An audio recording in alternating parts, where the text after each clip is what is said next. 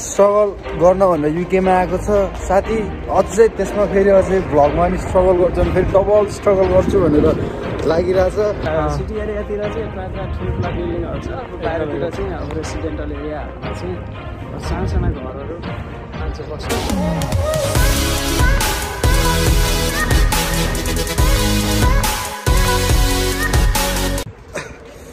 guys म चाहिँ उस साथीको च्यानल मेरै हातमा छ है आज साथीको फ्युचर मेरो हातमा छ है गाइज आज त्यही भएर मलाई पनि यसो माया देखाएर साथीको च्यानल ग्रोथ गरिदिनु त ल गाइज स्ट्रगल गर्न भनेर युकेमा आएको छ साथी अझै त्यसमा फेरि अझै भ्लगमा नि स्ट्रगल गर्छन् फेरि डबल स्ट्रगल गर्छु भनेर लागिरहेछ यस्तो के अरे 80 मान्छेलाई त 8 त दिनु पर्यो नि त गाइजहरूले 8 + 7 दियो भने पो 8 आउँछ त यार नभए कसरी आउँछ त साथी भन नि त अनि गाइजहरूलाई मैले एउटा चाहिँ राम्रो एउटा प्लेटफर्मको चाहिँ म डिस्क्राइब गरिदिनु लाग्छु है हाम्रो चाहिँ रिभोल्टबाट चाहिँ अघि भर्खर मैले भने होला रिभोल्टबाट चाहिँ हामीलाई एउटा रिवार्ड आएर चाहिँ हामी त्यही अब के अरे तिम्रो रिवार्डबाट चाहिँ हामी थोरै आफूलाई चाहिने सस्तो मस्तो धेरै आउँदैन गाइस 20 पाउन्ड आउँछ है तर 20 pound is also good amount in UK है गाइस 20 पाउन्डमा हजुरहरूले धेरै त भन्दिनँ 2 विक्ससम्म चाहिँ ग्रोसरी इनफ पुग्छ है गाइस साथी म अघि नै बोल्दै सो राइट अहिले चाहिँ हामी बर्मिङहाम सिटीमा छौँ है कहाँ छौँ रे गाइस बर्मिङहाम सिटी अनि चाहिँ मसँग छ अमित पहिलाको भिडियोमा चाहिँ उसलाई देखिसक्नु पर्छ होला सो अर्को छ मसँग निराजन त्यो चाहिँ पहिलाको भिडियोमा चाहिँ केही पनि भनेको छैन केही पनि बोलेको छैन आज के भन्नु चाहन्छ तिमी आज केही पनि भन्नु चाहन्न सो हामी चाहिँ कहाँसम्म जाँदैछौँ भन्नु न त ल तिम्रो लागि अब पर्सिदेखि चाहिँ उसको जोइन छ अब वेयर हाउस के त डिएक्स वेयर हाउसमा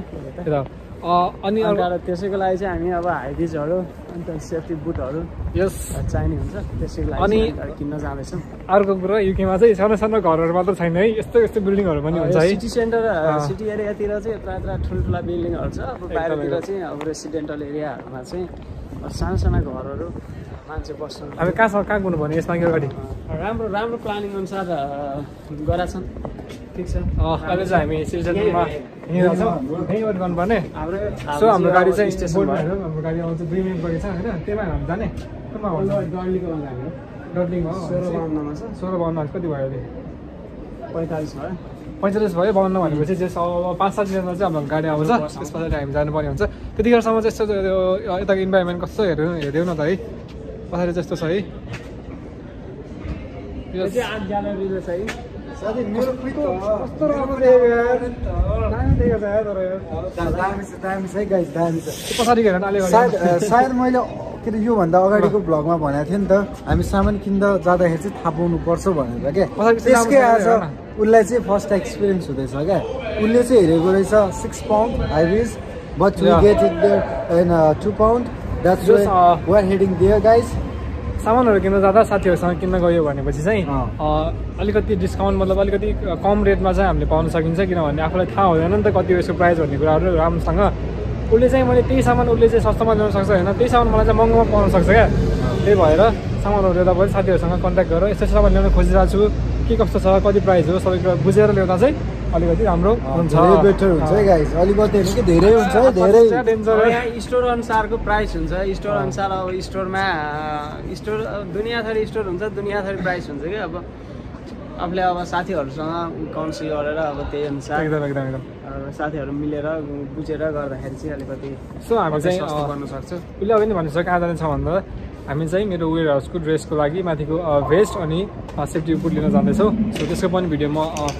पुगेपछि बनाउँछु अहिले चाहिँ हामी बस कुदिरहेछौँ है सो बस आएपछि बसमा चढ्छौँ हामी त्यसपछि हामी सेफ्टी बुट र माथिको भेस्ट चाहिँ लिन जान्छौँ सो राइट अहिले चाहिँ हामी डिएक्सतिर जाँदैछौँ है सो फाइनली 3 महिना पछाडि डिएक्समा चाहिँ काम भयो मेरो चाहिँ एनआईमा चाहिँ गरिरहेको छु अहिले चाहिँ जस आज मेरो सेकेन्ड डे हो फर्स्ट डेको एक्सपिरियन्स के रह्यो भन्दा चाहिँ जस फर्स्ट डे चाहिँ सबै ठाउँमा गाह्रो नै हुन्छ होइन मैले पनि त्यही गाह्रो चाहिँ मलाई पनि फिल भयो फर्स्ट डे थियो नि त मेरो सो आज सेकेन्ड डे हो सो हामी साथीहरू छ 2-4 जना साथीहरूसँग म चाहिँ अमितसँग छु अनि अरू साथीहरू चाहिँ यता छ नि अगाडि यस्तै बर्मिङहामबाट चाहिँ जस कतिजना छौँ हामी 18 जना भाइ अनि फेरि यति बेला काममा लगाएको कसले हो तिनीहरू खै त्यसको के उसले भन्नुहुन्छ नेपालीको यहाँ मात्रै हुनुहुन्छ भने यदि बर्मिङहाममा चाहिँ नआउनु लन्डनमा आउनु भन्दै थियो साथीले एकजना साथीले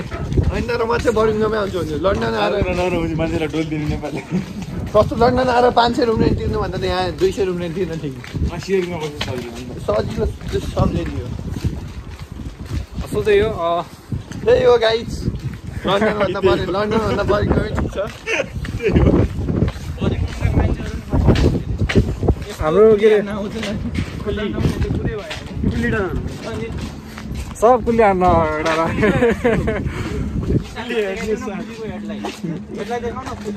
कुन छ एडमिसन तिमीलाई काम कसले खोज्दै भनिदियो त ठिक छ बाँकी कुराहरू गर्दै गरौँ होला सो आज यति नै भनौँ अब हामी वेयरहाउसमा पुग्न लाग्यो 6 बजीदेखि सिफ्ट छ राति 2 बजीसम्म